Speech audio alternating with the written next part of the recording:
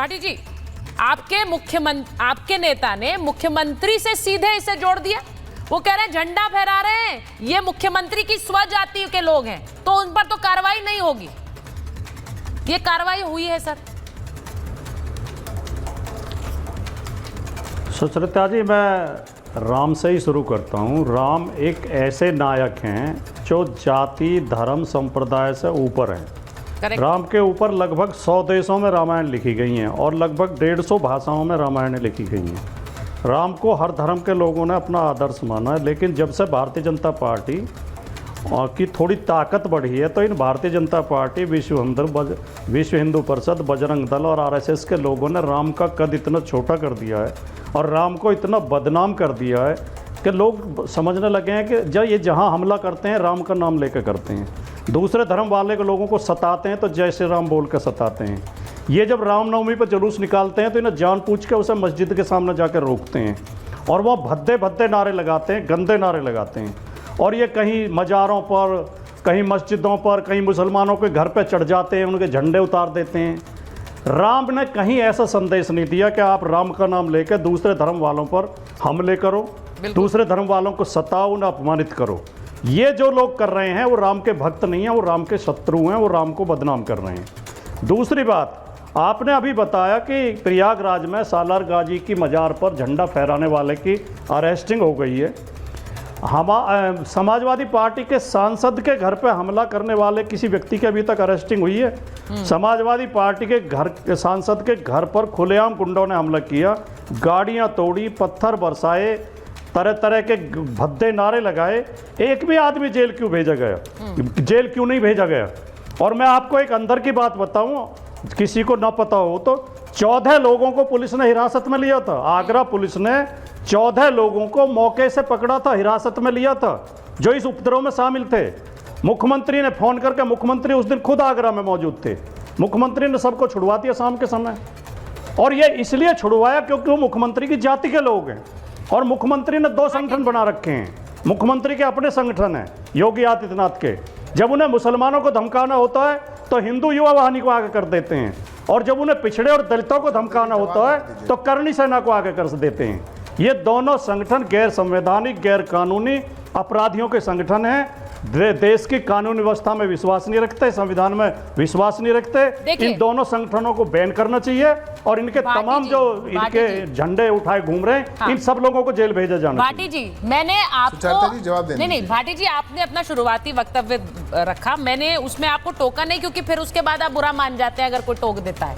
मैं आपसे सवाल सीधा यही पूछूंगी कि अगर जाति वाला सवाल है तो फिर अगर मुख्यमंत्री जाति देखकर कोई गिरफ्तारी नहीं करते हैं, वो छुड़ा देते हैं, बहुत गंभीर आरोप आप लगा रहे हैं। मुझे लगता है हुड़दंगी होते हैं, फिर वो चाहे यूपी में हो या फिर बंगाल में हो, उन पर मुख्यमंत्री को जोड़ना कि ये स्वजाति है, तो फिर तो ये प्रयागराज में भी कोई गिरफ्तारी नहीं होनी चाहिए। आप हर चीज में जाति पर क्यों आ जाते हैं, जाति क्यों ढूंढ लेते हैं? मैं कहूं ममता बनर्जी पश्चिम बंगाल में कार्रवाई नहीं करती है क्योंकि वो वहां पर उनसे जुड़ी हुई है हुड़दंगियों से। अब आप बोल दीजिए अगर ये सही है तो फिर योगी जी के लिए भी सही होगा। यूपी में ममता बनर्जी नहीं करती कार्रवाई, वहां रामनवमी के जुलूस पर पत्थरबाजी होती है, तो जो पत्थरबाजी करते हैं वो ममता बनर्जी के सगे हैं क्या? नहीं, आपने कहा कि हुड़दंगे होते हैं, उनकी जाति नहीं देखनी चाहिए। मैं आपकी बात से पूर्णतः सहमत हूँ। मेरे और आपके लिए तो हुड़दंगे होते हैं, लेकिन योगी आदित्यनाथ हर चीज में जाति देखते हैं। योगी आदित्यनाथ नौकरी में जाति देखते हैं, नियुक्ति में जाति देखते हैं। अध्यापक भर्ती में बेईमानी हुई, हाईकोर्ट का आदेश है, किस आधार पर हुई? जाति के आधार पर हुई। पुलिस भर्ती में बेईमानी हुई, किस आधार पर हुई? जाति के आधार पर हुई।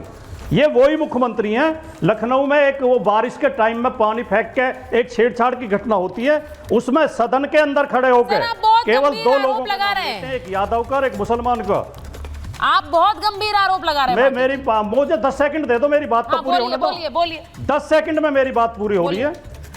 मुख्यमंत्री सदन के अंदर 2 लोगों का नाम लेते हैं छेड़छाड़ की घटना में, एक यादव का, एक मुसलमान का, जबकि उसमें 8 मुख्यमंत्री की जाति के लोग शामिल थे। 8 और उसमें 4-5 और दूसरी जातियों के गुप्ता जी और शर्मा जी शामिल थे। भाटी जी देखिए, आज की जो मुख्यमंत्री घटना केवल यादव और आज की मुसलमान जो का नाम घटना क्यों है लेते हैं? उसमें प्रेस कॉन्फ्रेंस ये घोर जातिवादी मुख्यमंत्री उसमें प्रेस कॉन्फ्रेंस कर अखिलेश जी कह रहे हैं यहाँ कोई कार्रवाई नहीं होती क्योंकि ये स्वजाति के हैं, वहां पर वो गिरफ्तारी होती है। मैं आपसे पूछ रही हूँ, गंभीर आरोप आप लगाते हैं, वहां गिरफ्तारी हुई है, लेकिन फिर आप पुराने मामलों पर चले जाते हैं क्योंकि यहाँ गिरफ्तारी, अगर यहाँ गिरफ्तारी नहीं हुई होती तो आप अभी भी इस मामले पर ही बात कर रहे हो। जवाब सिद्धार्थ जी जवाब दे दीजिए आप, मैं जल्दी से आपसे जवाब ले लेती हूं। अखिलेश जी के बयान के बाद दबाव में आके सरकार ने गिरफ्तारी की। अखिलेश जी के बयान के बाद राजकुमार भाटी जी की सुनिए। अब राजकुमार भाटी जी सुन लीजिए, अगर ये दबाव होता समस्या तो क्या फिर हो तो चुकी है? रामविलास सुमन मामले में भी दबाव था। नहीं, आपके नेता कह रहे थे सड़कों पर उतर जाएंगे समाजवादी, वो ये कह रहे थे हंगामा करेंगे, हम लोग यहाँ पर विरोध करेंगे, क्या था कि नहीं? तो दबाव उसका नहीं था क्या?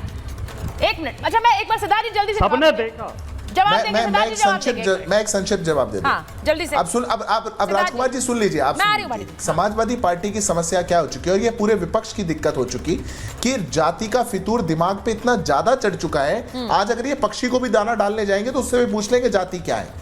आपके अब्बू आजमी जब जाकर के औरंगजेब को इस देश के अंदर सबसे महान नायक बता देते हैं, अगर उसके खिलाफ बोल दे, अरे मुसलमान के खिलाफ बोल रहे हैं। आपके सांसद खड़े होकर के लोकतंत्र के मंदिर के अंदर ये कहते हैं कि देश के वीर राणा सांगा वो गद्दार थे और उनके अनुयायी सब गद्दार हैं, तो फिर वो दलित हो जाते हैं। यहां पर आप कह रहे हैं जाति इनकी जाति ये है इसलिए कार्रवाई नहीं होगी, अब कार्रवाई हो गई तो आप चुप हो गए। कितनी जाति करेंगे? कौन लाया जाति? मैंने कहा कि कानून को हाथ में नहीं लेना चाहिए। मैं कह रहा हूं कि रामनवमी के पथराव को भी नहीं कोई साथ दे सकता। मैं कह रहा हूं कि रामनवमी को निकालने के लिए कोर्ट से आदेश लाने की जरूरत है। रूल एक है, आप ये रूल एक है, पश्चिम बंगाल से लेकर यूपी तक, पश्चिम बंगाल से यूपी तक रूल एक है। मैं भाटी जी आ रही हूँ क्योंकि विवेक जी और डीजीपी सर के पास भी जाना है, एक एक करके थोड़ा सा डिबेट ओपन कर लेते हैं ना सर। मैं एक चीज पूछ रही हूँ डीजीपी सर, अच्छा बोलिए बोलिए बोलिए, हाँ बोलिए सुचरिता जी। बोलिए सर। मैं सिद्धार्थ यादव जी की बात से भी सहमत हूं कि हमारे दिमाग में जाति का फितूर घुस गया है। ठीक है। उसका कारण यह है कि बांदा कृषि विश्वविद्यालय में 12 प्रोफेसरों की भर्ती हुई, उनमें से 11 एक ही जाति के थे और वो मुख्यमंत्री की जाति के थे। इसकी वजह मुझे सिद्धार्थ जी बता दें, हम जाति का फितूर निकाल देंगे अपने दिमाग से, क्योंकि इस जाति आप जहां जहां जाति देख रहे हैं। डीजीपी सर यहाँ पैनल पर है, विवेक श्रीवास्तव जी पैनल पर है, संजय सरकार जी आ गए। मैं एक चीज पूछूंगी डीजीपी सर, मुझे लगता है हुड़दंगी है वो यूपी में हो बंगाल में हो। अब अगर आप हुड़दंगी को मुख्यमंत्री से जोड़ेंगे तो फिर मैं यूपी में भी जोड़ूंगी, फिर मैं पश्चिम बंगाल में भी जोड़ूंगी, और फिर आप देखिए मुझे कहना नहीं चाहिए क्योंकि मैं इस जाति के खेल में पढ़ना नहीं चाहती हूं, लेकिन अगर ये जाति वाला ब्लेम होगा तो फिर तो आपके लिए भी कहा जाएगा भाटी जी विश्वास नहीं करेंगे, कहेंगे ये भी स्वजाति हैं, ये भी बचाव करेंगे वहां का हुड़दंगियों का। सुचरिता जी नमस्कार, आपने तो पर्चा ही आउट कर दिया, हमारे सारे आर्गुमेंट में पानी फेर दिया आपने तो। और भाटी जी कहेंगे ये अच्छा कि आपने पहले ही बता दिया। अब मैं आता हूं बात मुद्दे के ऊपर। अपराधी है और उसके ऊपर कठोरतम कार्रवाई होनी ही चाहिए। Exactly. और ये जो आपने बात कही है, भाटी जी इतना पुलकित हो रहे हैं, ये आज से नहीं, लेना एक न देना दो, आधी प्याली चाय तो किसी ने दी नहीं, लेकिन कहते साहब सजाती है, अरे सजाती है तो भाई कुछ लाभ भी तो मिलना चाहिए, लाभ तो कुछ मिला नहीं, हानि आपके सामने दिखाई पड़ रही है। अब हम आते हैं मुद्दे के ऊपर। मुद्दा यह है कि दंगाई है और उस पर अगर हमने कार्रवाई नहीं की, आप मान के चलिए कि हम अपने कर्तव्य के प्रति उदासीन हैं। ये जो मानवेंद्र है लड़का, प्रयागराज बहुत शांतिपूर्ण जगह है, वहां पे जो कार्रवाई हुई है उसमें सिर्फ गिरफ्तारी नहीं, उसके ऊपर रासुका के अंतर्गत कार्रवाई होनी चाहिए। और जहां कहीं इस तरीके की बातें हो रही हैं वहां पर एक तरीके से शासन एक नंगी तलवार हो जानी चाहिए। और जिस तरीके की जो बातें उठ रही हैं ये अत्यंत आपत्तिजनक है, चाहे वो आगरा वाली हो, चाहे प्रयागराज वाली हो, चाहे पश्चिम बंगाल की हो। हमारी दीदी तो कहती हैं कि ये गंदा धर्म है, ये गंदा धर्म है। ये गंदा धर्म किस लिए? गंदा धर्म है आप इतनी विद्वतापूर्ण बातें, स्टालिन साहब दक्षिण में और दीदी बंगाल में, सारी विद्वता जो है एक धर्म विशेष के ऊपर कृपा करते हैं सब लोग। अगर इतनी साहस है किसी अन्य धर्म पे जरा प्रकाश डाल के देखिए, आपके घुटने बजने लगेंगे जैसे झुंझुना बजता है बच्चे का। वो नहीं करेंगे आप एक, क्योंकि जितना आप सनातन धर्म को आलोचना करेंगे आपको उतने ही वोट मिलेंगे और आपकी जो तुष्टीकरण की राजनीति है वो उतनी ही मजबूत होती चली जाएगी। हम केवल अपराध की बात कर लें, जातीयता का कोई स्थान नहीं है। भाटी जी ने जो अगर आरोप लगाए हैं, मैं विश्वास नहीं करना चाहूंगा कि 12 में से 11 एक ही जात के हैं, क्योंकि भाटी जी की सरकार के टाइम पे यही आरोप लगे थे और पूरी भर्तियां रद्द हो गई थी पीएससी की, जरा याद कर लीजिए। और ये हम चाहते हैं कि जाति बिरादरी से हम लोग ऊपर उठ के काम करें, तभी तो देश बनेगा। अगर हम जात बिरादरी के ऊपर ही चलते रहेंगे, मान के चलिए हमारी संकीर्णता जाएगी नहीं, समाज विकास करेगा नहीं और पुलिस भी जात और विभाग में विभक्त हो जाएगी।